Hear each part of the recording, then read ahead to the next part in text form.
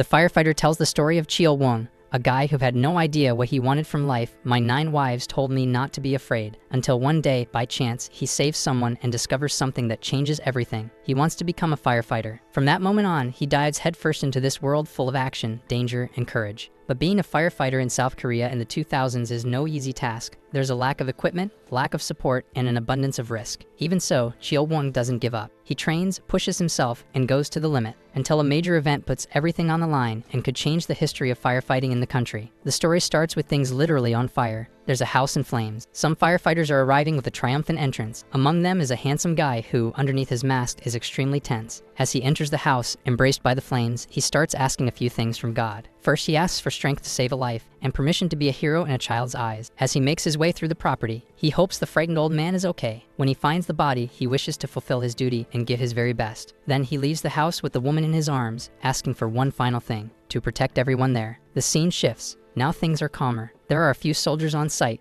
2 of them are sneaking away from duty while others remain. One of them complains about the number of missions and the heat. As he removes his helmet, he comments that the job is just like that. Referring to the soldier in front of him, he says he thought he had already been discharged. The man replies sarcastically, while the other says it's too hot to get angry. He asks what the other plans to do after graduating, but Cheol Wong still doesn't know. The military really is a different place. People from all over gathered together, and all of them with the same dream. In society, people talk to each other like they need approval for what they're going to do afterward. One wants to be a physical therapist, another dreams of becoming a professional kendo player. One thing he realized is that there are many jobs he'd never even heard of, and even with endless options, he has no idea what he wants to do. Little by little, anxiety begins to take over him. Then, without further delay, the guy in front says he's going to be a firefighter. They talk about how challenging the profession is, and it turns out Yang Tae was an interesting guy. Cheol Wong met him at the base. He was terrible at soccer, but always smiling. That was one of the things he admired about him. Now it's nighttime. Yang Tae and another man are bringing supplies to keep the fire going. The guy asks why he wants to be a firefighter if he's going to face all kinds of dangers like fire. Wouldn't he be afraid to go into a burning building? Yang Tae notices that the guy thinks he's scared and laughs. Because yeah,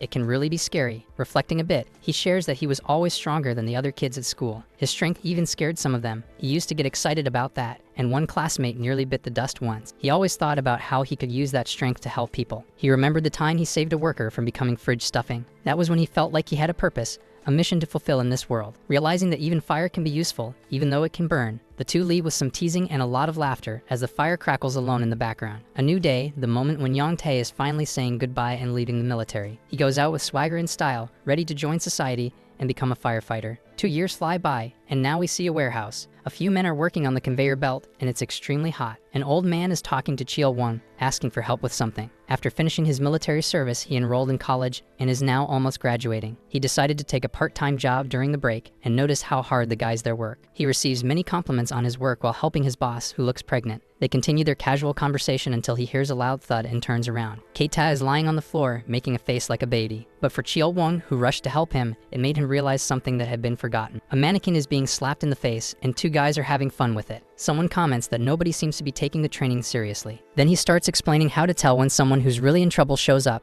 Meanwhile, a soldier is paying close attention to every step. He asks To Wong if he'll really need this one day. The guy responds that he can't say for sure, but if needed, his skills could help. Back at the warehouse, the chubby man is still on the ground, and the workers stop what they're doing. Cheol Wong seems to know what to do. He asks them to call an ambulance. His full attention goes to the man lying down, following the steps he learned earlier. The man is already starting to turn purple. Cheol Wong continues trying, determined to save his boss. Exhaustion begins to weigh on him, but he keeps going, not wanting to see the man's life slip away. He feels like he's on fire, with the weight of that life in his hands. Then someone stops him. It's the emergency team, taking over while thanking him for his effort. His boss is already being taken away on a stretcher as he begins to steady his breathing. At the hospital, a half-bald man tells him the chubby guy is doing fine. He listens while receiving praise for how he acted during the emergency. Then the man places an envelope in front of him as a thank you for what he did. After all, Cheol Wong didn't just save Mr. Kita, he saved himself too. The young man returned home without thinking too much about it. But as soon as he got to his studio apartment, he was thinking about one person, his old friend Yang Ta. The scene changes, and an excited voice calls out for Cheol Wong. Someone rushes toward him. Very strong arms lift him up, scaring the guy and definitely cracking a rib or 2. After the emotional hug, he comments how his friend's strength hasn't changed at all. Yang Tae agrees with a smile.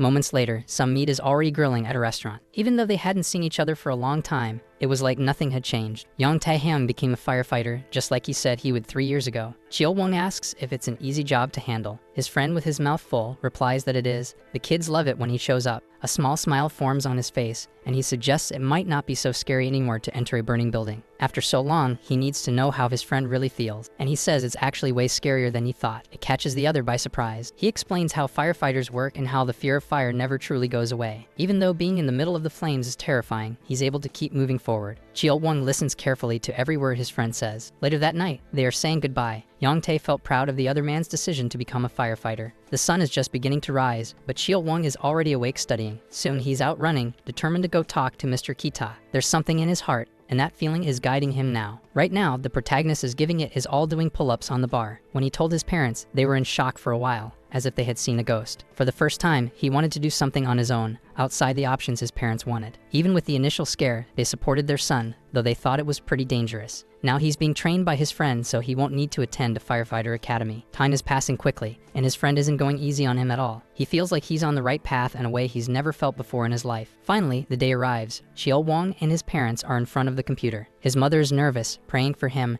and his father just wants to see the result. He opens the results while everyone holds their breath, and then he sees it. Accepted is written on the screen, and they all shout with joy. They celebrate with hugs. Cheol-won is truly happy. Cut to the fire station. Young-tae is on the phone. He congratulates his friend on his accomplishment and mentions he'll be getting a call soon. He briefly explains what will happen next, and then hangs up. His happiness is genuine. He's glad to see his friend starting his journey as a firefighter. Another guy asks if the person on the phone was the guy Young-tae had been helping. He starts talking about how quickly Cheol-won passed, and he asks if he could be useful at that station, but his friend replies that he might not stand out. There's already a top-tier leader there, ranked first in rescues for 3 years. The older man cracks a joke, making the dark-haired guy laugh. Then he says to let him know when Cheol-won starts working so he can try to get him on their team. Young-tae fakes surprise, as if he hadn't been trying to ask that for months. He promises the other firefighter that he'll train the guy when he arrives. The scene shifts, and Cheol-won is staring at the firefighter training center. He's feeling a mix of emotions as he builds up the courage to go in. He encourages himself with determination. Now he's dressed like a carrot while shouting why he chose to become a firefighter. The old instructor, who must be a little crazy, tells him to yell even louder. All of his classmates are peculiar. Some look like monsters, they're so odd. Cheol-won dedicates himself to the classes to learn everything he needs to know. The poor guy is woken up at sunrise for training. He's lost track of how many days have gone by. Then comes the day to train rappelling down a tall building using ropes. The instructor explains some situations when it might be used, like approaching without being seen. He reflects on that. With a small time skip,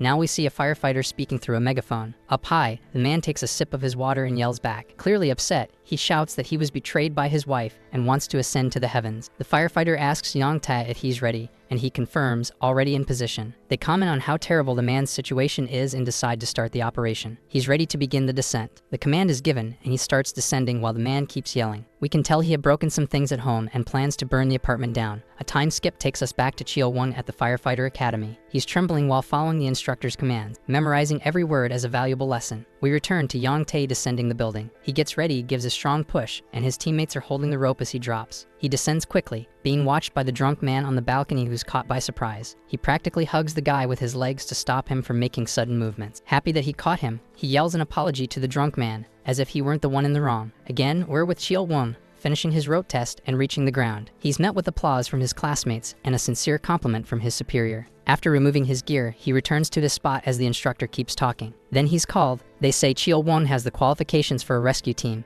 We cut to the rescue. The apartment door is being opened. The man is still shouting when the firefighters reach the place where he is. Young-tae tries to keep a conversation going, but the guy just wants to leave. The federal police take over now, escorting the man and commenting on the situation. Yang-tae is praised for his work when he and his colleague notice the smell of gasoline. The man had tried to set the place on fire. He even left the stove on, but he had a teammate turn it off, and thankfully, nothing bad happened. The firefighters express their relief that there wasn't a fire. The dark-haired one grabs the gas can, saying he'll do anything to prevent fires from happening. He's then called soft-hearted, and the team leader remarks that with them, that won't happen. Returning to the firefighter academy, Cheol-won is carrying a 20-kilogram piece of equipment. It's hard to wear, heavy, and suffocating. Things only get worse since they're going uphill. Some people are struggling and falling behind. He notices a classmate stopping. He approaches to offer her help, but she gives him a sharp response, even though he was just trying to help, and goes back to climbing the hill. Not understanding why she was angry, he goes back to his workout. After they reach the top, the firefighters are resting and chatting. The instructor shows up and explains that Korea's terrain is full of mountains. They need to be prepared for that. Cheol-won asks if the roads in the mountains are good for driving. Then why would they be training on such difficult ground while carrying equipment? The instructor listens carefully and answers his question, explaining the reason. In an emergency, the city roads might become unusable. That's why the fastest way to get there is by running with the gear. The firefighters are ready to contain the fire in the house. The leader gives the order, and they move toward the burning house. They move fast, oxygen tanks strapped to their backs. One of the firefighters is moving forward, clearing a path through the house. Two others rescued a man, keeping him on oxygen while taking him outside. The leader is informed that the man is safe. Young-tae asks if they should pull the rescue team out of the house, but he doesn't allow it. The fire hasn't reached its peak yet. If they'd arrived earlier, there wouldn't have been enough time. The rescue team is ready again now to put out the fire. They go in and begin spraying water to contain the flames, even though they're part of the rescue unit. Cheol-won is learning exactly this at the academy. In an emergency, they might take on different roles, so they must know how to use other equipment too, so that they are always ready to protect people's safety. Cheol-won is sprawled on the ground, remembering how exhausting the day was. He thinks of Young-tae and recalls his superior's words. He also remembers that all the guys in his class were part of the rescue unit. The guys in front of him are changing clothes, and he admires their toned bodies. With excessive formality, he asks his colleagues how they joined the team. He wanted to know why they joined the rescue unit, and they answered as if it were obvious. After all, the best part of being a firefighter is the rescue, said one of the guys. Because it's something not everyone can do, it's kind of appealing to him. Cheol-won was surprised when he mentioned the special forces. Since it's so dangerous, there are always people missing in that area, and there are many ways to get in. By passing a public recruitment exam, the other guy explains as an example. But of course, it would still require the leader's supervision, they add. A spark of hope runs through Cheol-won. Joining the rescue team isn't impossible. His colleagues encourage him, but he still doesn't know exactly how he's going to make it there. Cheol-won decided to call his good old friend Young-tae. He's surprised by what he just heard on the other end of the line. Young-tae says he already talked to the leader about putting them on the same rescue team. Cheol-won explodes at him, saying he doesn't even know if he's qualified to be there. His friend tries to calm him down, saying he always had a natural talent for it. He promised to stay by his side, but Cheol-won still looks like he saw a ghost. The call ends, and Cheol-won is still processing everything. He's going to be on the rescue team and feels dazed by the idea of such a change. The scene shifts to the academy. It's time to pump some iron again. His mind is focused and determined to build some muscle, using his own colleagues as inspiration. Even the others notice how he's pushing himself harder now. The exercise is good for him. It helps calm his mind, until he sees a woman lifting weights in an arm workout. He recognizes her as the woman who was at the training the other day, the one who rudely rejected the poor guy's help. She really trains hard. Cheol-won noticed. The woman catches him staring and bluntly asks if he wants to fly to the skies. The guy gets nervous and quickly shakes his head no. The others who saw it quickly warn him about the danger of messing with her. Ji-hae became a firefighter after being a nurse and is known for her temper. Cheol-won tenses up, hoping never to get involved with that scary figure. The next day, shouting can already be heard from afar. Ji-hae is fighting with another female firefighter. She doesn't try to be kind with her words, not even for a second. Another firefighter on site calls her attention, saying she needs to chill out. But of course, she gets even more irritated and throws a helmet at her colleague. She yells even louder at both of them. Her head could catch fire at this point, and she gets scolded for throwing the helmet. She asks to switch groups and train with other firefighters, even if they're men, almost demanding it. The leader is left speechless by the request, and behind him, Cheol-won tenses up again. Now they're working as a team, side by side. Cheol-won can't stop trembling in her presence. The woman remains as gentle as ever, warning him to do the job right. With firmness, she orders the water jet to be released. The hose thrashes wildly as the water flows through it. The woman and another firefighter are focused, hitting the target. Among the few women at the academy, Ji-hae is the one most driven by rage. Cheol-won remembers how he felt when he heard he'd be working with her. The other women are afraid of her, and he can't believe they picked him. The instructor explains that they worked well together before, and that he wants him to do it again. Of course, he's also scared of her. Some time later, smoke training begins, and they can't see anything. For Cheol-won, the fire in the training feels so real. The simulation scared him a little. They had to do most of the training together, as the instructor requested. He's only really enduring it because he's getting support with his certification. Because of her bravery, he imagines she'll do fine on her own, but she's trembling a lot. She must be a bit scared too. Training ends, and the firefighters are praised for their performance.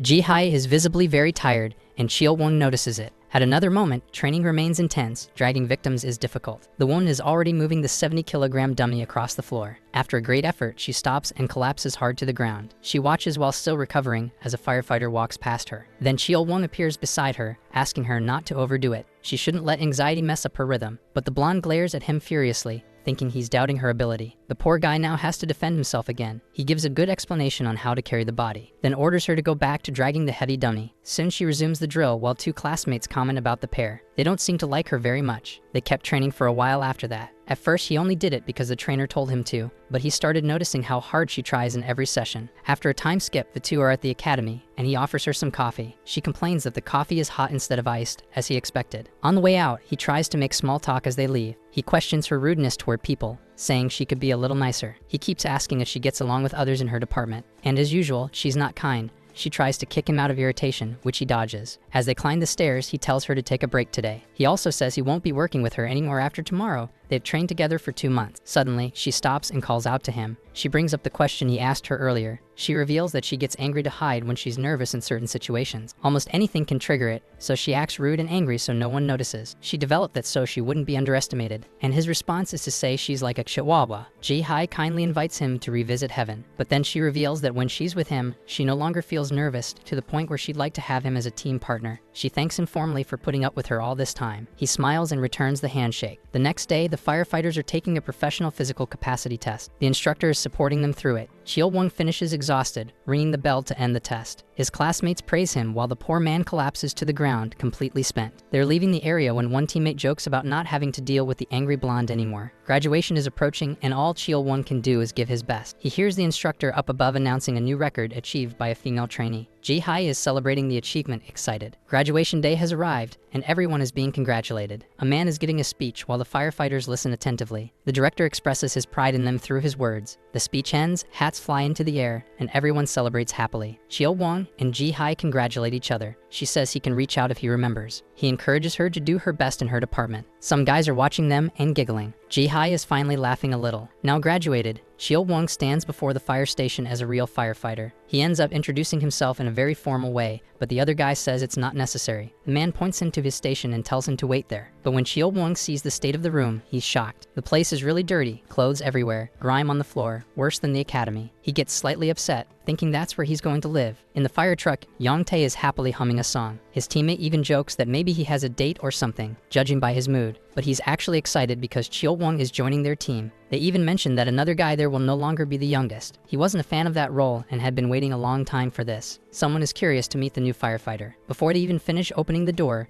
Chil-won is already yelling. The guy loudly introduces himself to everyone in the room, and once again the noise is annoying, but Young-tae is so cheerful that he doesn't even care. He welcomes him excitedly, shaking his friend back and forth. Chil-won gets dizzy, and someone calls out the darker-skinned guy for it. A man comments that he heard they served together in the army, and that's why he put him on the team. The team leader puts pressure on the newcomer, but Young-tae says he'll make sure he does well, otherwise he'll beat him until he does. Some of his colleagues are surprised. One of the firefighters, annoyed, asks them not to salute for no reason. It's too noisy. Chil-won gets nervous about that, but his friend reassures him. The group is planning something to welcome the newcomer, but unfortunately, the emergency alarm goes off and they have a job to do. One guy starts complaining already, while Chil-won watches curiously. The leader gives the command and they all move out while the newbie seems a bit lost. He reminds him that he has to go too. Now he's part of the firefighter rescue team. They arrive at the scene, and the leader is already taking command again. Chil-won is ordered not to act alone and only to do what he's told. Behind him, Hyo-jong comments that he doesn't like that he got in because of his connection with Young-tae. With a sinister look, he tells the other that he'll be watching him. Chil-won shakes to his core, feeling intimidated. In the scene, a little girl is tangled in the staircase railing, crying and screaming. The firefighters talk to her, trying to find her parents. Chil-won doesn't know what to do, since they never covered anything like this at the academy. Young-tae notices and teases his friend because he knows they didn't teach that there. With a smile on his face, he tells his friend to watch carefully what the veterans are going to do. One of them is already with the girl, talking to her and calming her down. The leader determines the tool they'll need to get her unstuck. Everything is ready for action. The cutter starts slicing through the railing, and the girl is scared by it. Hyo-jong keeps her calm, being sweet with her, very different from how he treated the new guy. Another firefighter is asking a couple to move away from the scene. Chil-won is impressed with how they handled the challenge. He feels motivated seeing everyone helping. A taxi has just dropped off a passenger. The person steps out in front of the fire station. Ji-hai is there, ready to begin,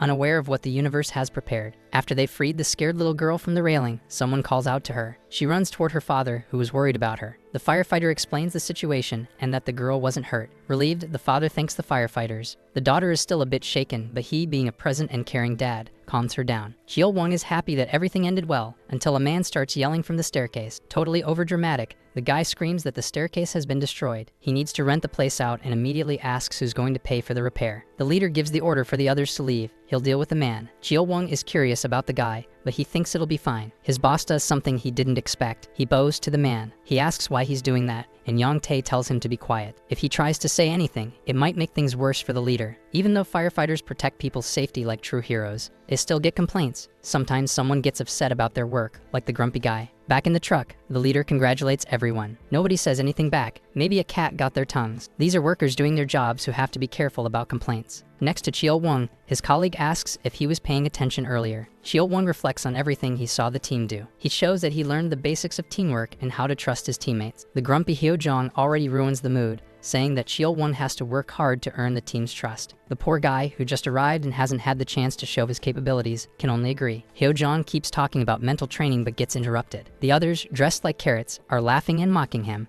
They ask him not to be so hard on the guy just because he's new. They arrive at the base and get off the truck to enter the building. Hyo-won is a bit flushed when Yang-tae comes to talk to him. The dark-haired guy says the other one has always been like that. Chil-won wants to learn from him. He supports him but reminds him that the newbie can't learn everything just from him. Chil-won notices that Yang-tae has a lot of confidence in Hyo-jong. Someone comes up to the leader, commenting that he really had a tough job. It's Sohee from the rescue team. She came to introduce a newcomer, and then she introduces the blonde Ji-hai's son, whom we already know. Chil-won and she are equally surprised to see each other. The leader notices and assumes they're from the same academy, which could be nice, having a colleague around. Chil-won says it's good to see her, and that now they'll be seeing each other more than expected. Well, soon they have to say goodbye to the happy reunion. For him, it was a stroke of luck to have someone other than Yang-tae there. Now we see that it's nighttime. Life at the fire station is different from what Chil-won imagined. They have 2 shifts. They work one full day for 24 hours and have the next day off. But it doesn't make sense to him to stay up all night every other day. His colleague arrives and says he can take over so Chil-won can get some rest. He leaves and Chil-won manages to sleep from 10 at night until 5 in the morning. He looks like a panda with those dark circles under his eyes. They say there are hardly any nights without calls. And sure enough, they were called to a rather unusual fire. A man who seems drunk says it was a woman. She set his heart on fire. The firefighter can't believe it and even mocks the poor lovesick guy. To Chil-won, he didn't know most of the calls would be so ridiculous. Another call involved searching a sewer for a lost item,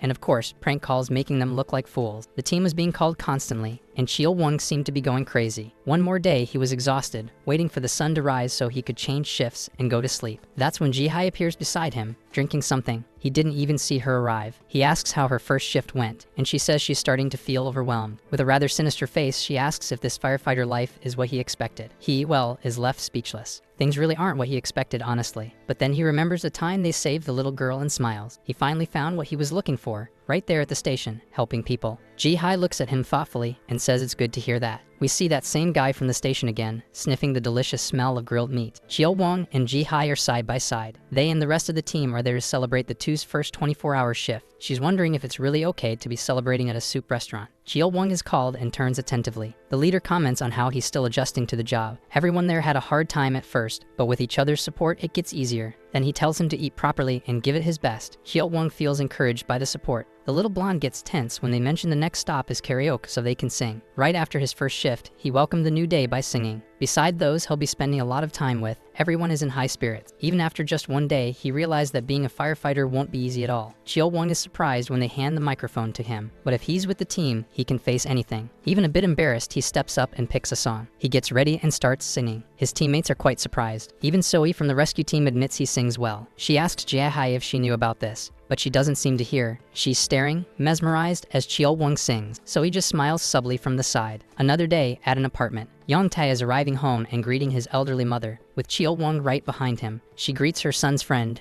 and offers him the guest room. He was staying at Yang-tae's house for a while, receiving his support. His shift is about to begin, and he wants to start being useful as a professional. On the next day's shift, Yang-tae is teaching Chil-won how to categorize fire types. He's still finding it odd that they haven't had any calls that day, so he decides to ask the guy if that's normal. Yang-tae quickly covers his mouth on impulse. Chil-won has no idea what he said wrong. Yang-tae explains that when things are that calm, just talking about it attracts calls like magic. Chil-won becomes cautious and decides to be more careful from now on. And sure enough, the firefighters receive an emergency call. The leader explains what happened. A car accident and an ambulance is also on the way. Chil-won is finishing putting on his helmet when he's called. The man tells him not to try anything on his own and to only act after receiving orders. The accident was serious, The car flipped, and another firefighter team is already there. So he tries to talk to the driver through the broken car window. She asks Ji-hai to grab a turtleneck to put on the man. Then she turns around, surprised by what she sees. It's the rescue team. They're arriving like in one of those slow-motion movie scenes. The leader notices the door won't open and gives a command to Yang-ta. A specific tool is fired up to force the door open. Chil-won watches his bro in admiration as he works,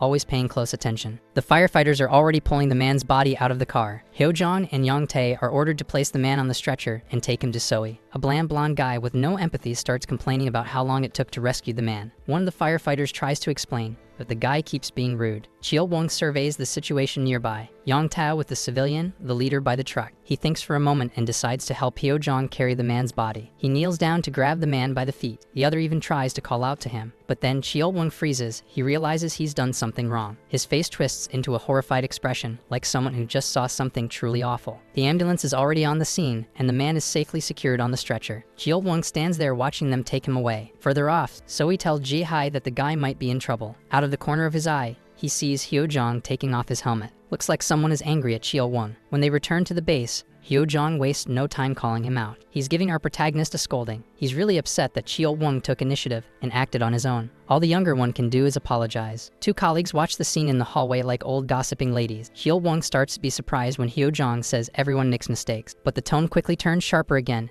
and he speaks more firmly. He begins explaining the mission of a firefighter. You should never show panic, because the other person is waiting to be saved. He asked Chil-won to imagine if he were the victim in that situation. After all that scolding and tension, Ji-hai offers Chil-won a soda, but he's practically becoming one with the wall. She heard the whole lecture. He finally grabs the can and begins venting. His disappointment in himself is clear. He's really frustrated. She lays it out. He wasn't going to be great from the start. It's about learning from mistakes. A question comes up. Has she ever imagined something like that? Like being trapped in a burning building, waiting for someone to come save her. And the firefighter who shows up is also panicking about the situation. He's really shaken, thinking about the victim who saw his face and lost hope. Chil-won becomes insecure, and Ji-hai sees how much Hyo-jong's words affected him. That's when Yang-tae shows up to lighten the mood. The dark-skinned guy jokes about the scolding his friend got. Actually, he uses that fear tactic all the time, and later it's almost funny. He gives his friend some solid support with a pat on the head and some reassuring words. Yang-tae says he has a great idea to help his friend relax and clear his mind. Chil-won already gets excited. Poor guy, so clueless about what's coming. The timer starts with a click. Poor guy is now climbing a super high wall using a rope. His friends down below are cheering him on, watching. Chil-won is struggling to reach the top. Yang-tae asks if the blonde girl isn't going to join. She firmly says there's no need. From the window, the leader seems happy seeing Yang-tae look out for Chil-won. Unlike Hyo-jong, the grumpy one asks for updates on the patient with the broken leg. He says the guy was lucky. The captain almost had to go apologize for Chil-won's reaction, but the older man clearly seems fine with it. He likes the rookie. He asks what Hyo-jong thinks about it. Maybe they were a little quick to judge Chil-won. The grump finally says what he really thinks about the guy, but only after observing him carefully. He thinks the kid might have potential. That's Hyo-jong's opinion. The leader smiles proudly. It's good that he recognizes the other's potential, even if he doesn't like him. It's like a staircase, one step at a time until Chil-won becomes a great firefighter. New day, new apartment. Sunlight starts to shine through the window, gradually lighting up the rooms. There's an adorable drawing on the table. The alarm clock is ringing. It's still pretty early. With a hint of laziness, the man yawns and gets ready to get up. While putting on his pants, you can see the burn scars, something that can happen when you're a firefighter. After getting ready, he goes to say goodbye to his family, first kissing his little son, and then his wife, who wanted a bit more affection. She wishes him a good shift and asks him not to do anything dangerous. At the door, he says goodbye, promising he'll return. Now at the official firefighter base, the guys are in the locker room starting to change. The conversation flows naturally as they get dressed. The marks of the job are visible. Almost everyone there has some kind of burn. Dealing with fires, it's hard not to. The leader looks at the guy next to him and notices there are no marks on his back. His skin is smooth and nice, almost glowing like a jewel. Chil-won notices the stare and asks if everything's alright. The dark-haired man plays it off, saying it's nothing. There's no one in the chairs, no one to fill out the forms, and no one to stop the pen from falling off the desk. Everyone is now running at full speed to an emergency. The leader tells them to guide the rookie through the task. The truck speeds off to reach the scene. The emergency is a fire that broke out on the 3rd floor of a house. Chil-won is a little nervous about it. Now he's going to face a real fire. This isn't training. Yang-tae touches his shoulder and asks if he's nervous. He reassures his friend with a confident smile and a calm demeanor. Chil-won nods, but he's still nervous inside. The firefighters arrive near the fire location, but the street is too narrow and full of cars. They can't get through with the truck. The leader gets irritated. This happens every time. The firefighters go on foot the rest of the way. They jump off the truck and run toward the house. The guy left in the truck says they'll bring the water soon. Someone yells for them to find a way to clear the street of cars, but with no time to waste, the man decides to use the hoses from the truck. When they connect them together, The hose gets long enough to reach the house. He hopes no one gets hurt until the water gets there. The firefighters reach the house and see how much smoke is pouring out the window. Nothing is visible through the window except for smoke, and more smoke. The fire is still in its early stages. They have a few minutes before it gets worse. Quickly, the leader shouts for them to put on their masks because the rescue team is going in. One firefighter is ordered to check if there are still people in the building and evacuate them. The rest must follow the leader to the 3rd floor. Everyone moves quickly to do as instructed. They run up the stairs, announcing the rescue team in case anyone's still inside. Chil-won stops when he reaches the door of the burning apartment. A lot of smoke is leaking through the cracks, filling the hallway. Luckily for them, the door isn't too hot yet. They'll be able to open it. Yong-tae is already pulling out his tool to make way, the mighty crowbar. He prepares himself with all his strength. Then he strikes the door with full force. He hits it directly, managing to open a gap. With one last blow, he opens the door completely so they can enter. Chil-won doesn't hide his admiration. He thinks Yong-tae is truly amazing. Outside, a little farther down the street, Ji-hai watches the building and the dark, dense, charcoal-colored smoke coming out of the windows. It's also her first emergency call as a firefighter. Soe, standing next to her, explains that people usually jump to heaven from smoke inhalation, not the fire itself. And as paramedics, they must do their best to help those who breathe the toxic gas. But they can only do that when the rescue team brings the victims out. Ji-hai is a bit tense while thinking about all of this. She knows that right now, in the middle of all that smoke, Chil-won is in there. Back inside the building, the firefighters are about to enter the apartment. They go in, but the smoke is so thick they can't see a thing. Chil-won feels a tap on his helmet. Yong-tae tells him not to be afraid and to place his hand on his shoulder so he doesn't get lost. A noise is heard nearby, and they become alert. They ask if anyone is there but get no response. From the outside, the house looks smaller.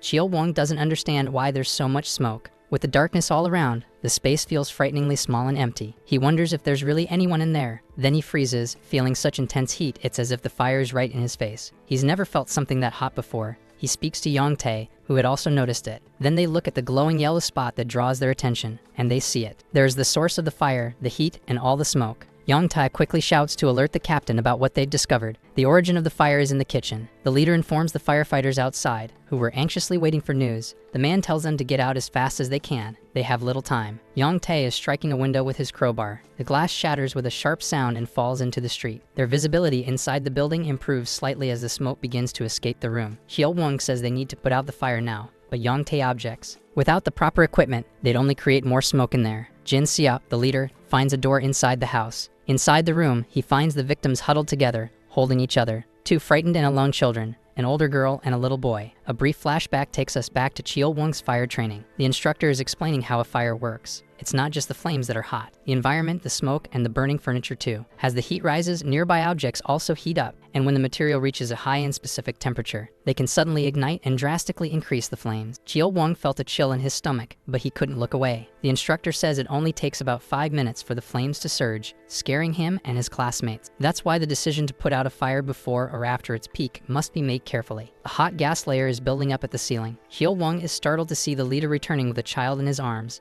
and another firefighter with a girl. They report that they're taking the children downstairs. The team is ordered to check the rest of the house. Outside now at the ambulance, the children are alive. Jin-seop is visibly exhausted, removing his helmet. He asks the other firefighter if they managed to get the water to the site. There's no hydrant nearby, and they're still finishing setting up the hose. The man says how frustrating it is not being able to do anything while the fire is right in front of him. The leader tries to stay positive, saying at least they didn't lose any lives. He goes back to check on the kids under Soo-hee's care. The girl inhaled toxic gas, but it doesn't seem to be anything serious. Coughing heavily, the little girl removes the breathing gear from her face, and she speaks about her grandmother. She doesn't know where she is. The 2 firefighters are shocked by what they've just heard. He talks to the girl, who keeps coughing a lot. Back at the house, the fire is getting worse, and like an explosion, the flames suddenly grow dramatically. Good thing the firefighters had already gotten out, otherwise, they'd be trapped inside. The other guy regrets that if the trucks had left earlier, they could have brought the engine closer and extinguished the fire. Jin-seop is getting ready with his gear to go back in. The other one asks what he's doing now that the truck has finally arrived. He says the girl's grandmother might still be inside,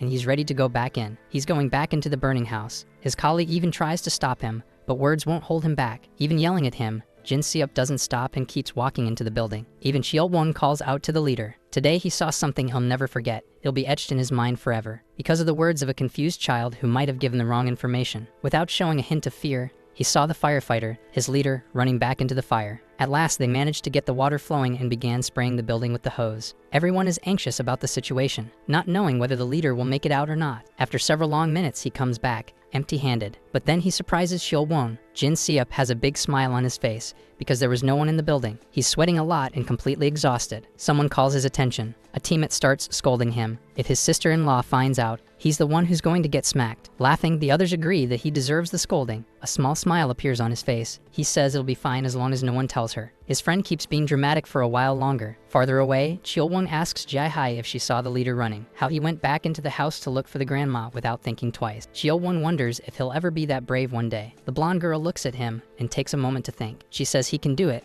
Absolutely. He's surprised. However, she adds a but. With cheeks puffed up like a pouting child, she confesses that she'd rather he weren't so brave. For the first time, the little blonde gets shy, and he makes a weird expression, kind of hard to describe. After putting out the fire and leaving the scene, they're finally back in the truck. Chill Won calls out to Yang Ta. They're both exhausted. He comments that the gear feels kind of strange, different from the one they used at the academy. Back there, he didn't feel the heat as much, but with this one, it was way more intense. Yang Tae explains it's because this gear is lower quality than the academy's. That fact scares poor Chill Won. Every time they ask for better equipment, the answer is there's no money for improvements. But Yang Tae still hopes that things will get better someday. The leader was sitting a few seats ahead. It must have been really hot for Jin Seup when he went back in, Chill Won thought. They're getting changed again in the locker room. Chill Won has a huge burn on his shoulder. A colleague looks shocked. It looks bad, still red. Concerned, the teammate starts looking for some ointment to lend him, but another guy gets there first, offering his own cream to Chill Won. Even Hyo-jeon offers his. Another guy shows up. Wow, he has a whole collection of colorful ointments. All of them offer their creams for Chill Won's burn, until the leader arrives and tells him to just give him one. He takes a bit from the jar with his fingertips,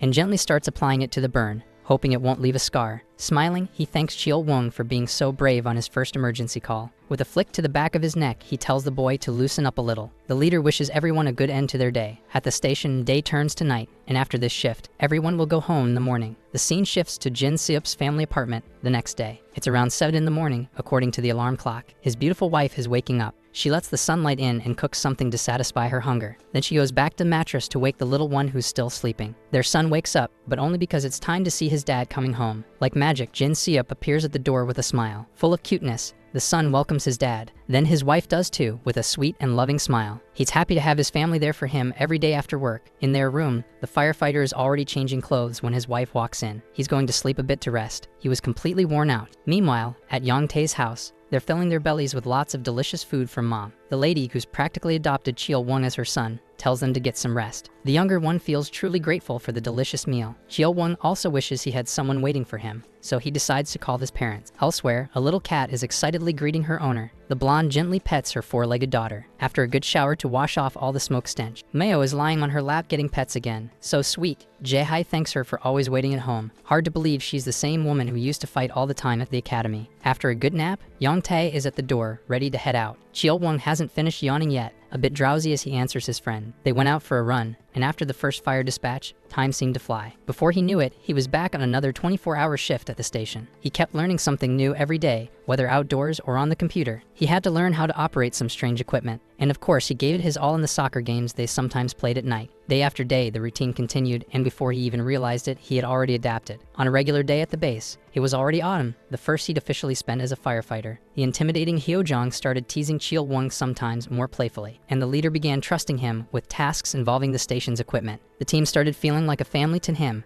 He had gotten used to almost everything, but no matter how much time passed or how many times he saw it, there was one thing he could never get used to: people going to heaven. Hyo-jeong was trying to revive that person with everything he had, but her hand didn't move. There was no sign she was coming back. Still, he kept going while the others watched around him. The girl's mother was completely horrified, calling out for her daughter. Yang Tae pulls her out of the room to talk somewhere else, away from the body. The pain the woman felt was indescribable. Her chest burned, and the tears wouldn't stop. After she left with the firefighter, they were watched by their teammate. The leader soon told Hyo-jeong he could stop. There was nothing else they could do. The body was covered. It's always so sad when someone chooses to leave this world so young. It seems the young woman had depression, suffered from a lot of work-related stress, and had no one she could trust. When her mother found her, it was already too late. Chill Won was watching Yang Ta talk to the woman on the staircase. Jin Seup arrives beside him, saying he never got used to seeing things like that either. For firefighters who work saving lives, it's hard to get used to it. He hopes that next time they'll make it in time, For now, all they can do is pray. The body was taken away by the ambulance team. Chil-won doesn't know how to describe the feeling of watching a life vanish before his eyes. Elsewhere, So-hee is cheerfully asking the kids who they should call when there's a fire. The children shout out in totally off-key voices, 119. So he congratulates them for knowing exactly who to call. She pretends to be shocked as she draws the children's attention to something. Ji-hai is acting very well, pretending to feel unwell, just a little grumpy as always. Because she suddenly stopped, the kids get confused, so he points for her to lie on the ground. She's also doing a great job continuing the role, teaching the kids about emergency situations. Worthy of an award, Ji-hai dramatically throws herself to the ground in front of the children. After the performance, Ji-hai is praised while receiving a coffee from So-hee. She's unsure whether this actually helps the kids during a real fire. Her leader explains how important it is to give children this kind of training. The blonde listens attentively to everything the other says, so he adds with a smile that the kids also leave with a good memory, and may even become firefighters one day. Ji-hai is remembering the moment she collapsed during her cardiac arrest performance, how the tiny humans were terrified, thinking she was actually unwell. She smiles without realizing the kids made her soft, so he caught her in the act, even though she tried to hide the smile. All she wanted that day was to end her shift with that smile, the good feeling of having done something and done it well. But soon the ambulance arrived, and with it came something that ruined that good feeling. In her first autumn since becoming a rescue firefighter, Ji-hai got slapped across the face by a drunk man while checking on him. For the first time in her life, she had been struck by a stranger. So he stepped forward, asking what the man was doing. The man with his head bandaged was clearly drunk out of his mind. Ji-hai is in total shock, and so he is trying to calm the man down. But he's extremely disrespectful, shouting and yanking her hair violently. This sparks a rage that burns inside Ji-hai. Without thinking, letting her anger guide her, she picks up a bottle from the floor. She lifts it high in front of the man. With all her fury, she prepares to throw it at the drunk. Some time later, the rescue team arrives and they are heading back to the base. As Chil-won and Young-ta pass nearby, they hear So-hee yelling in anger. She's scolding Ji-hai for acting impulsively in that moment. Sulking, she can only apologize at that point. The bottle didn't hit the man, it hit the floor and opened. So he stopped her in time before something worse happened inside the ambulance. There would have been many complaints, lawsuits, and reports. Everything that could harm them. The three guys watch in disbelief that Ji-hai is actually apologizing. Even though Chil-won wants to hear more, he's pulled away from the scene. Ji-hai keeps her head down the entire time. She then starts to explain her side and why she did what she did. The man hurt her, used violence against So-hee too, and didn't respect them at all. And even so, they're forced to endure it. Even when they're attacked, Ji-hai begins to tremble. Now tears of rage and indignation fall down her face. They were just there to help. Her leader doesn't know what to say. The two of them remain frozen like that for a while. In the firefighter station's cafeteria, Chil-won is also upset about something. Young-tae is explaining the prank calls that happen while eating his food. Chil-won still doesn't understand why those prank calls happen. Young-tae has to think about how to answer. He doesn't really know either. Maybe there are so many prank calls because firefighters aren't seen as an authority like the police. Chil-won still can't believe what he just heard. He says they need to do something about the prank calls, but it's not that simple. They're already overwhelmed with shifts, so finding time for legal action would be hard. They can't even take proper vacations. Handling more problems would be exhausting. That's the reality of being a firefighter nowadays, and Chil-won still needs to get used to it. For a moment, he starts thinking about Ji-hai, remembering when he saw her earlier. She looked kind of down while getting scolded. Later, the guys are saying their goodbyes, heading home. Chil-won now has another thought that won't leave his mind. The image of that mother crying the day before after losing her daughter. He wonders if they would have made it in time to save her if they had arrived earlier. The scene shifts, and we see the cutest cat of all welcoming Ji-hai at home. She picks up the cat with her hands. It meows again, happy to have her there. But Ji-hai leans against the wall, slides to the floor, and cries. She needs someone right now. Chil-won pauses to think for a bit, then decides to go back, telling Young-tae to head inside. His legs carry him straight to a store. Ever since the academy, he's known one thing. Ji-hai is someone with many layers, like an onion. She's intense and unique. She chose anger to hide her fear of being seen making a mistake. And underneath all the harshness, there was someone vulnerable who didn't want to get hurt. Chil-won is asking the clerk for a cassette tape displayed in the shop window. The next day, at the fire station, So-hee is walking calmly, complaining about neck pain, must be age. Just as she's about to enter a room, she sees a firefighter from another team doing something inside. Chil-won tries to play it cool, a bit nervous for getting caught. Later, Ji-hai is standing in front of a small bag on the table, not knowing what's inside. Curious, she asks the captain what's in the package. So-hee, smiling widely, tells her to go to the break area and find out for herself. When Ji-hai opens the bag, she finds a cassette player. She unwraps everything and carefully puts the tape in the player. She plugs in the headphones, and as she starts listening, she recognizes the song. It's the same one Chil-won sang at their first team dinner, but she doesn't know why she received it. She starts reading a sweet note. Chil-won says he wanted the song, but since she was grumpy, she deserved to hear it first. Adorable. Ji-hai reads attentively, noticing when he mentions his birthday is on August 20th. A smile appears on her face. It made her day better. and she feels lighter now. Chil-won has learned, as a firefighter, that sometimes people's hearts cry for help too. And to respond to those calls, all it takes is a genuine and kind action. Ji-hai is once again wearing headphones, listening to the song Chil-won gave her. She's on the bus. Everyone has their own way of helping others. A warm greeting with a smile, working hard to see loved ones happy, or even a simple gesture of care from a dear friend. Really dear,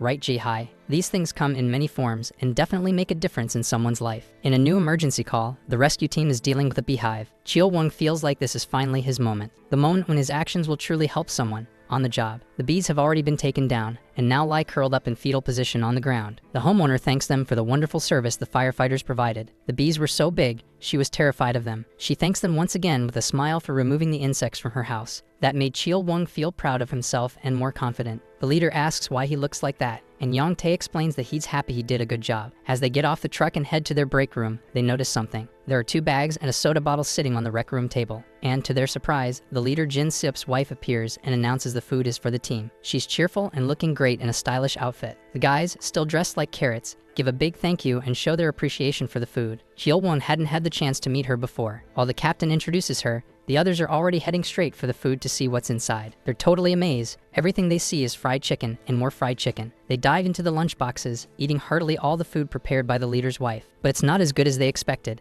In fact, there's way too much grease on the chicken. They even pretend it tastes great with the leader watching them. Only the captain is married, and she happened to be nearby and decided to visit him at work. They seem very happy together and truly in love. Chil-won wonders if he'll ever be able to build a family like that in his own life. The guys call the rest of the team to help them finish eating all the chicken. The woman says she has to go, and Ji Seop kindly tells her he'll see her at home later. He leaves her there alone, saying he'll eat when he gets back. Unable to do anything, she sighs, her silky hair swaying with the movement of her head. Feeding this many men the right way isn't so easy. Now she frowns, looking at the space in front of her. Everything there is so old. No matter how many times she comes, nothing ever seems to improve. The pillow is so bad they placed a towel over it just to keep using it. She figures her husband must be laying his head on that pillow too. As she turns to leave, she bumps into another firefighter. The guy is surprised to see her. He gets a little nervous, turns to walk away, but she grabs him, stopping him in place. With a spine-chilling voice, she calls him for a talk. On the other side of the city, in a cozy little house, an old lady who's shrunk quite a bit with age is scolding someone for being late. Young-tae greets his grandmother with a warm smile. The house's door lock broke, and she called the firefighters instead of a locksmith. Young-tae tries to explain that if they open the door their way, it might cause damage. Of course, the tiny old woman doesn't want any damage to her door, so she tells him to do the job more carefully. He can't refuse without trying. After resolving the issue, they head back to the truck chatting. The leader cracks a joke about these non-emergency service calls. Chil-won worries that people who really need help might not get it because of calls like that. He then asks if they could assess the urgency before responding to a call. The leader says maybe, but they shouldn't always think that way. It's important to help those who truly need it, but if they only think like that, they'll lose the sincerity of the situation over time. Until they get to the location, they have to treat every call as an emergency. Otherwise, they might neglect requests and leave someone still in danger or trouble. Chil-won hadn't thought of it that way and now begins to reflect. Suddenly, a voice on the radio announces there's a fire happening nearby. Immediately,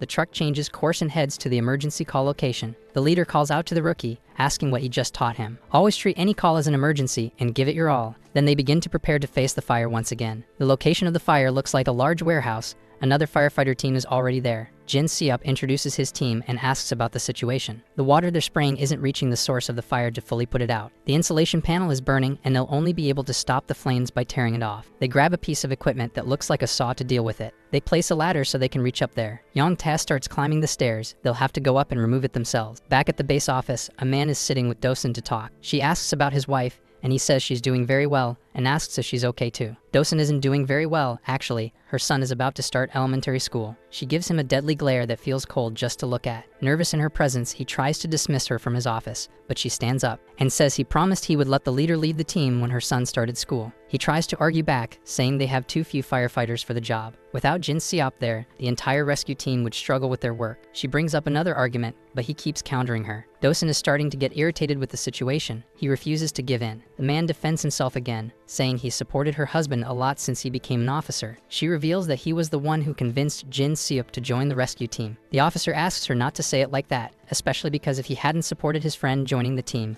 the two would never have met. and Dosun feels the weight of those words. We return to the moment of the fire. Several firefighters have already climbed onto the roof of the warehouse and are ready to begin. They divide into pairs who will work together during the operation. The saw starts doing its job, cutting through the roof of the building. Yang Tae follows the order he was given to carefully turn over the pieces and locate the fire. Hyul-won is watching from the ground as they go to the other side to cut the roof. It's insanely high, and on top of that, there's already a lot of water that was sprayed there earlier. If anyone takes a wrong step, they could slip, fall, and kick the bucket. A colleague calls his attention, telling him not to stand still, and hands him a rope. They're going to tie some knots in the rope for safety. So they start preparing to do this nonstop for a while, until there are many knots. At that same moment, back at the base, Dosun bumps into someone in the hallway. It's Soe and Ji-hai. While they talk, we find out the guy is her older brother. Soe introduces the blonde to Jin Seop's wife as the new paramedic. Ji-hai greets her formally. Dosun is very friendly, waving his hand with a sweet smile on his face. Right away, she asks if the ladies are going out on a date with some guy. Soe finds it odd. The other woman mentions that her friend always talked about not wanting to get married and suggests someone from the rescue team. Soe sticks out her tongue at her, amused and rejecting the idea immediately without hesitation. Dosun jokes that she can't afford to be picky, and the other indignantly snaps back. She listens as Soe talks about not wanting to constantly be worried about someone. The woman stops walking while the other two continue, the leader still talking. But worried, Ji-hai stops her and calls for her attention. Dosun had crouched down and curled up on the spot. She covered her face with her hands, head lowered. Back at the warehouse, the rope is thrown up to the firefighters on the roof. Hyo-jong informs the captain about the safety rope he prepared for them. The leader thanks the firefighter for the gesture. Everyone starts fastening the rope to their belts so they'll be safe if anything happens. Descending the stairs, Hyo-jong tells Cheol-won to list the materials inside the factory. The material the roof is made of is really dangerous in their current situation. Finally, one of the firefighters finds the source of the flames and informs the leader. They found it faster than expected, so the other team will start spraying water. While the firefighter who located the fire is walking, he steps on a weak spot. The roof gives way, and he falls through, unable to move or hold on to anything. Jin Seop screams his name in panic, deeply worried. A time skip takes us back 6 years, to a coffee shop.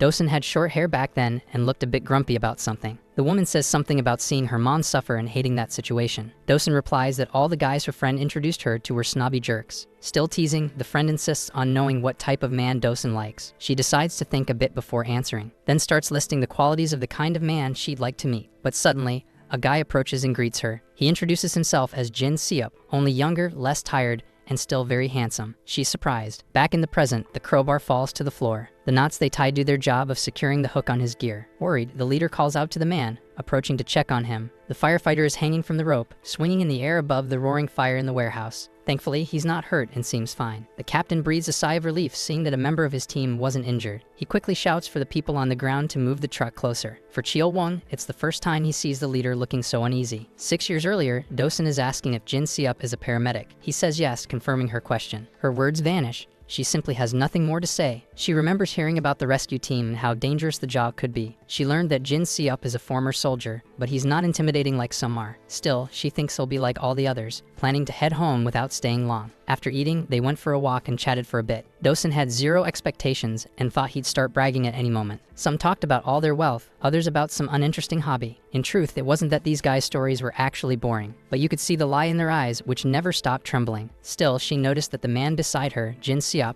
was different from the others. Even though he avoided looking at her a bit, she had seen it in his eyes, that he clearly is someone who knows how he wants to live his life. After they handled the fire incident and returned to the base, the officer was left speechless when the firefighter who fell explained what happened. It looks like he broke one of his ribs. The doctor said rest alone was enough, so he wouldn't need a cast. With a firm tone, the officer ensures the guy won't exert himself for a while. So he arrives to speak with the leader, Jin Seop. She doesn't raise her eyes and seems a bit tense to talk. Dosun left the base earlier, crying a lot. Jin Seop is now worried. He wants to know what happened to his wife. The women had been catching up, joking around and having fun. But then he said that if she dated a paramedic, she'd be worried for the rest of her life. She sincerely apologizes to the leader. She didn't mean to make her friend cry for real. He's already thinking about how his wife must have felt but tells Sohee it's not her fault. The officer calls him over to say she brought up that subject again. Jin Seop, the firefighter who saves lives but can't save his wife's heart. We jump to the past once again. Dosun and Jin Seop are dating. She never imagined she'd be with a guy who's a firefighter. He has a good build, a sharp nose that points slightly upward. The more she looks, the more she notices beautiful things about him. It makes her shy. A foot is stomping desperately on a vehicle's brake. The driver doesn't know what's going on. His truck is going too fast. Jin Seop becomes alert when he sees what's about to happen, and Dosun is in shock. A bad crash occurs and smoke starts pouring from the damaged engine. Oil is leaking from the truck. Jin Seop gets worried. He tells his girlfriend to stay put. He needs to go check on the man and will be right back. He leaps over the fence with a brave and swift jump. He sprints toward the truck smashed into the pole. The man inside is injured, his face covered in what looks like ketchup,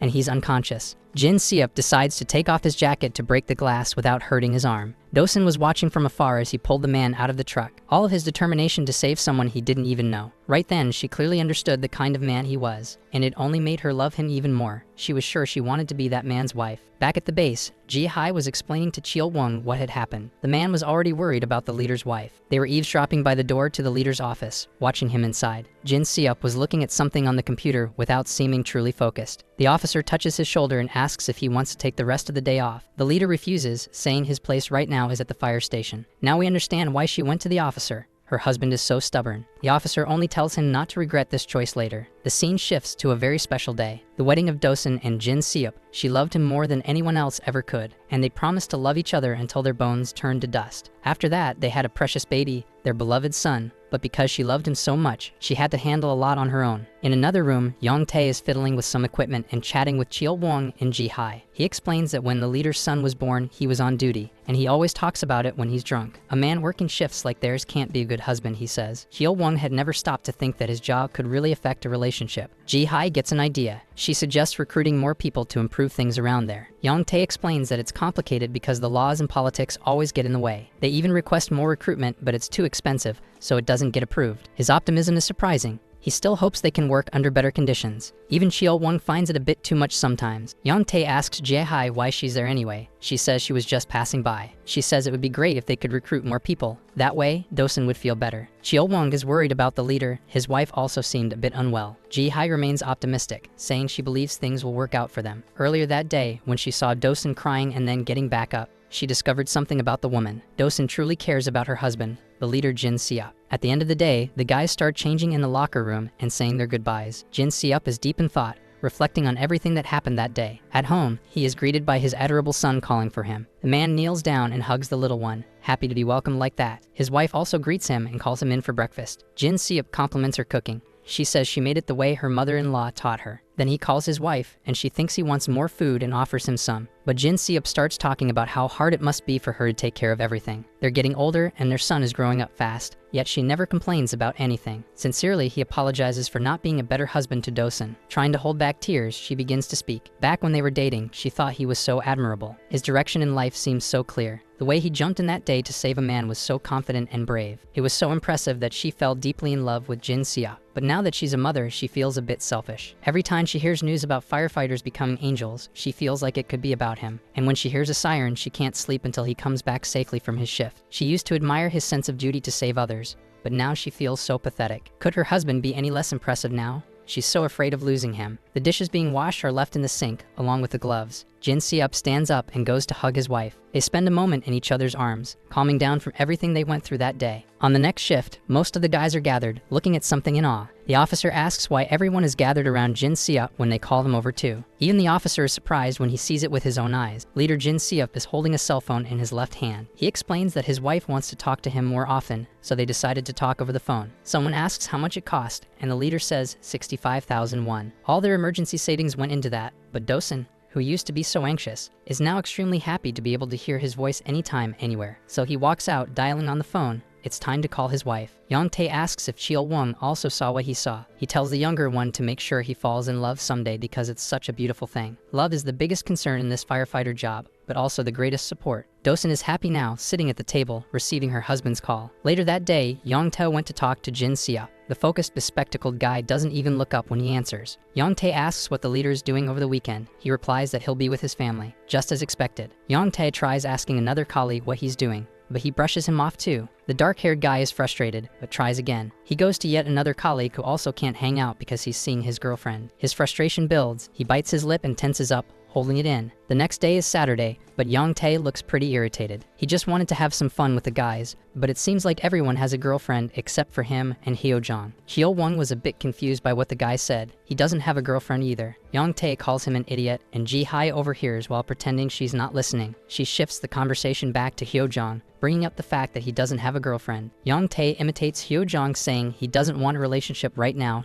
Totally dramatic. Chil-won tells them to go eat that meat Young-tae likes, and he gets super excited. He rushes ahead of the others, but ends up bumping into someone on the street. Young-tae freezes when he realizes who he just bumped into. No way, holding hands with a girl. It's him. It's Hyo-jong, the same guy who said he wasn't interested in relationships right now. Just like Chief Jin Seup, he's also a former Special Forces member. He has a natural talent for games and is considered the most handsome member of the firefighter team. And he still manages to get everything he wants without any effort. Young-tae is completely outraged that Hyo-jong said that just so his teammate wouldn't feel down. He starts cursing the guy right there in the street, and Hyo-jong becomes more uncomfortable by the second. After choosing a restaurant, the girlfriend and the others introduce themselves. She confesses that they're the first one she's met. Hyo-jong managed to hide her from his colleagues. She says she feels special because Hyo-jong told her he wasn't interested in anyone. He simply tells her not to say anything unnecessary, calling her affectionately. Young-tae bursts out laughing when he hears that, and Ji-hae compliments the couple, saying they look beautiful together. The handsome guy slams the table, threatening to send his friends to heaven if they spread the word about him. Young-tae looks serious, but in his head, he was already plotting something. The next day, Hyo-jong is running down the hallway like a hunter chasing prey. Young-tae is running away from him, already drawing attention from others. He runs into a room yelling that Hyo-jong is dating an incredibly beautiful woman. Hyo-jong jumped on his neck, but Young-tae isn't afraid of what the other wants to do. The officer, who was watching with a smirk, says there's a firefighter hanging from the ladder. Ji-hae, who was passing by, didn't understand what he meant, so he explains that it's a tradition among the men at the fire station. When a firefighter gets married,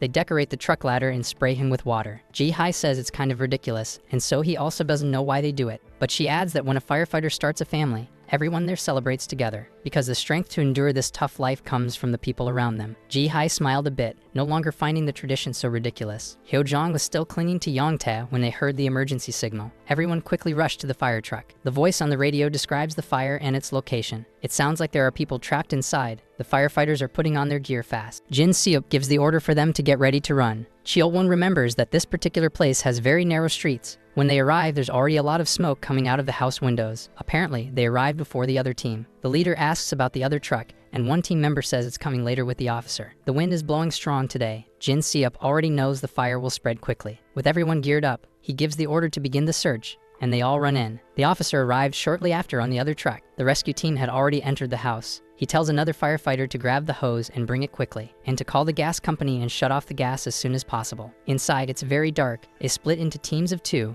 with Young-tae going in with the leader. Chil-won tells his bro to be careful. He hears him and nods. They start moving through the thick smoke, exploring the area in search of victims. One of the firefighter pairs finds a door. Dosun wakes up groggy and alert from the sound of the fire truck siren passing by. She gets up from the couch where she had been sleeping. She walks to the glass door in the living room to look outside. She recognizes the siren from Jin Seup's firefighter team. Back at the burning house, Young-tae and the leader are calling out for victims inside the room. Someone shouts back, and they hear the call. The person is on the floor, calling for them. Young-tae yells to the others that they found someone, and someone else shouts back that there are more people on the 3rd floor. The other firefighters also help those victims and are already coming out with them. One pair comes out of the building with 2 women and heads straight to the ambulance. Ji-hae is ready for them to take over care from that point on. The other firefighter team has started spraying water with the hoses. The officer asks how things are going, and the guy responds that it's not too bad, even with the wind. Ji-hae calls out to Chil-won before he heads back in, and he immediately turns around. She asks him to be careful and not overdo it. A little nervously, he says the rescue team is there, so she doesn't need to worry. Ji-hae watches as he runs back in, clearly concerned about Chil-won. So he calls her back to tend to the people because she was just standing there doing nothing. Inside the house, the fire is consuming everything quickly. Young-tae had a hammer that he was using to clear the way. At that moment, he's swinging it at something to break through. They find another victim on the 2nd floor, lying on the ground. Jin Seup approaches her and tries to speak, but the woman doesn't respond. She has inhaled too much smoke, and her consciousness is already fading. Outside, multiple hoses are spraying water from all sides,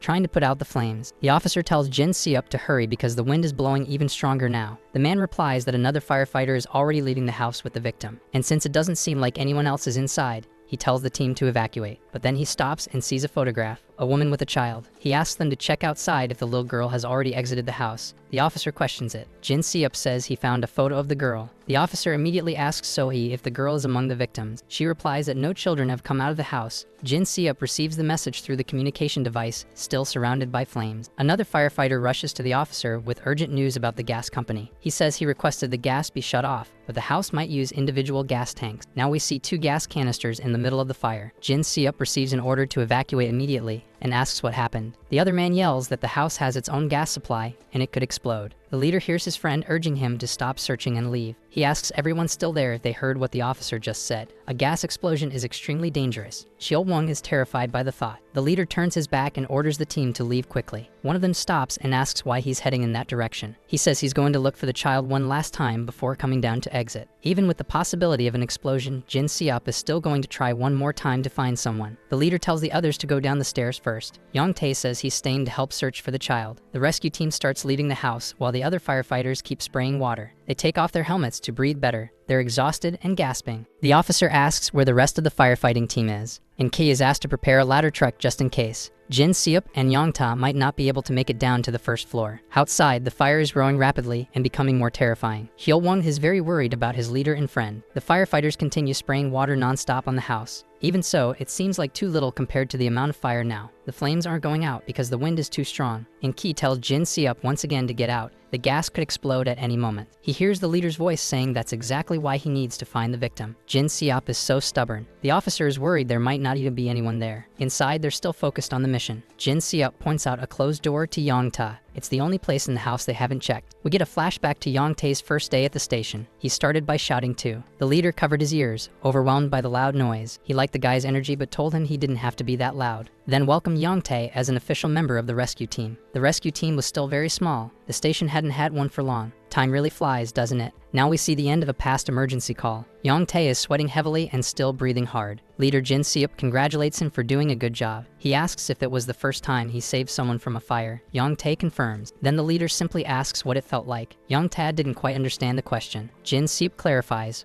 What was it like to save someone with your own hands? But Young-tae couldn't express it. He's not good at that. Still, he knows it was deep and something that will stay with him forever. The leader jokes that he's getting dramatic. Most people just say it's their job to save others. Since they're firefighters, they can call it a firefighter's sense of duty. Young-tae repeats those words to himself, understanding their meaning. Now in the present, he strikes the door with his axe. He breaks the doorknob so they can get inside. They open the door and see the child inside the bathtub in the bathroom. Jin Seup reports to the officer that they found the victim, and Cheol-won is relieved. Poor guy. The girl has a towel on her head and looks very frightened as she stares at them. Young-tae approaches with the mask to put it on her. Again, another firefighter calls the officer, who says the ladder truck is already arriving. But there's a problem. The parked cars are blocking the truck from passing. In-ki gets irritated. They almost never need it, and just when they do, this happens. He gives the order to call the car owners and tell them to move their vehicles. Hyol-won is anxiously waiting for the 2 firefighters to come out of the burning house. Hyo-jong tells him to take off his gear and go help. They head toward the cars on the street. Ji-hai is telling herself that everything will be okay with Cheol-won. The child already has the mask on, and Young-tae picks her up,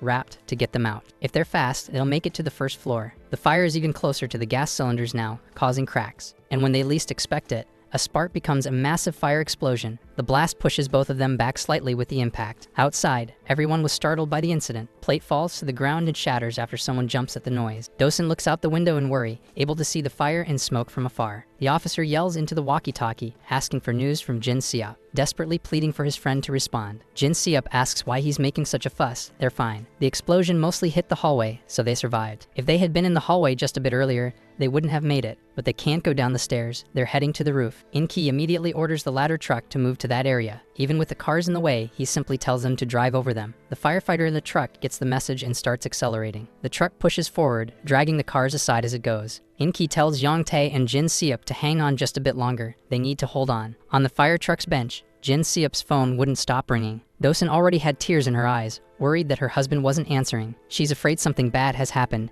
and that he won't come home that day. Jin Se-up is checking to see if Yang Tae and the child were hurt at any point. Thankfully, both of them are safe. On the comms device, the officer says the building is at risk of collapsing and tells them to get to the roof quickly. They're going to move the truck to pick them up. Jin Se-up grabs Yang Tae's axe, ready to clear a path to get there faster. They're moving, and the fire is much stronger now. Some pieces are already falling off the walls. They could collapse at any moment. A piece of concrete falls on top of Yang Tae, scaring the little girl in his arms. The leader speaks to her, saying everything is okay and that they're getting out of there. They keep moving through the house, but then the door to the rooftop is locked with a chain and padlock. Jin Se-up tells Yang Tae to stand back so he can break it. Even exhausted and surrounded by heat, Jin Se-up gathers all his strength in his arms. In another flashback, we see Yang Tae asking the leader if he's never afraid of having to run into the fire, how he manages to charge in without hesitation. Jin Se-up admits that he's afraid of the fire too. Back to the present. In truth, he also trembles when he can't even see his own feet because of the smoke. But if he lets the fire win, the people who need help won't survive. So instead of overthinking it, he simply tells himself he can do it and pushes forward. Because that's what he's meant to do in this world. Jin Se-up manages to pull down the stairs, and now they're climbing up. Yang Tae is right behind with the victim in his arms. Another day, we see the two of them having a conversation about a talk the leader had with an old man. Jin Se-up says he learned a lot from him, inspiring Yang Tae to take it seriously too. The younger one promises he'll do his best to become a firefighter like that man. But Jin Se-up says he doesn't have to do that, because when he looks at him, he already sees the old man, so he's already doing more than enough. Yang Tae is already the best firefighter.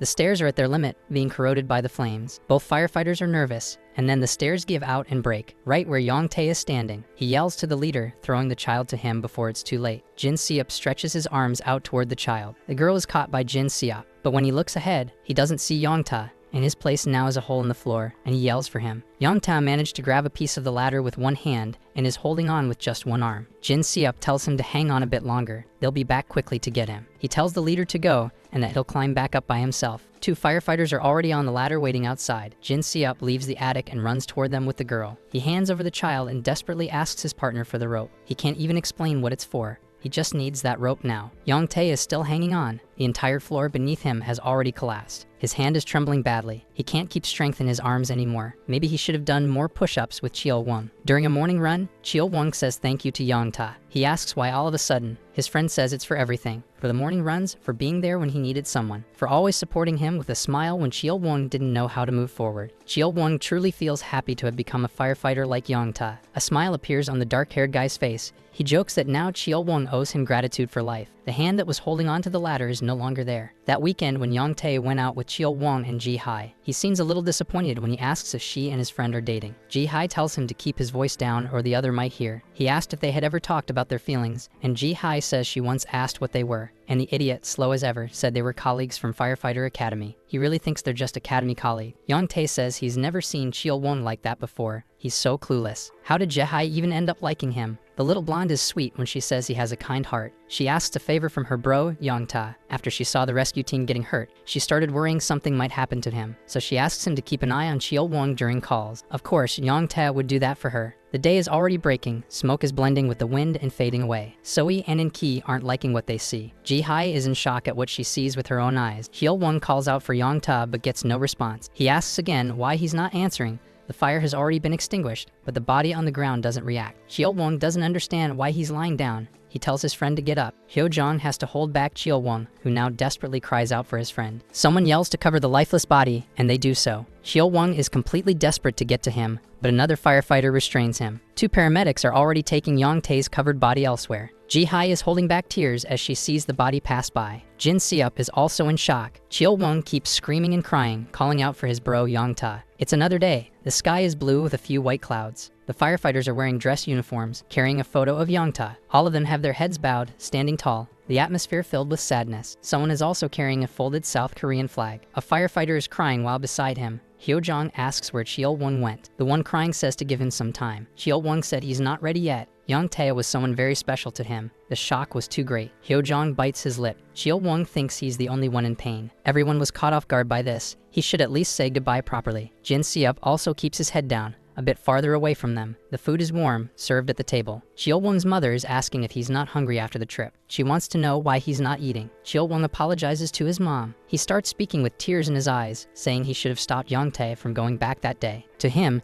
his bro could overcome anything, so he thought he'd be fine. So stupid. He didn't have any kind of superpower. Cheol-won can't hold back his tears. He apologizes again to his mother. She just gets up and hugs him, saying he doesn't need to apologize, because whenever he's hungry or thinking about Young-tae, he's always welcome. 1 month later, at a company event, a man is speaking into a microphone about yet another firefighter who lost his life in the line of duty. And yet, part of the fire department's budget was spent on the fireworks festival. The situation is truly terrible, while firefighters work hard out in the field. That's why the man at the microphone took the lead to improve working conditions for firefighters. Everyone applauds the speech. A guy in the corner says that if there's nothing more to say, they should take a picture. But before that, a firefighter in the audience raises his hand. Jin Seup introduces himself as the leader of the rescue team and says the improvements the man mentioned are great. But to be honest, they've heard that same thing too many times to still have hope. He raises something in his hand. It's one of the gloves they use, only slightly better than regular labor gloves. The team wears clothing that resembles a raincoat, and that's how they face the flames. The congressman is confused. He was told the firefighters use high-quality equipment. The guy interrupts him, saying that's something that still hasn't happened due to the low budget. Jin Seup cuts in to say that the firefighter who died was from his team. That day, the fire truck couldn't arrive on time because of illegally parked cars. If the truck had gotten through and put out the fire sooner, things might have turned out differently. If only a law had been created, at least for illegally parked vehicles in fire zones. Jin Seup suggests a law to allow them to get past those vehicles without trouble. Everyone goes silent for a moment waiting. The congressman says he gives his word, no matter how long it takes. He will get that law passed for the team and for a safer future for the people. Our video ends here.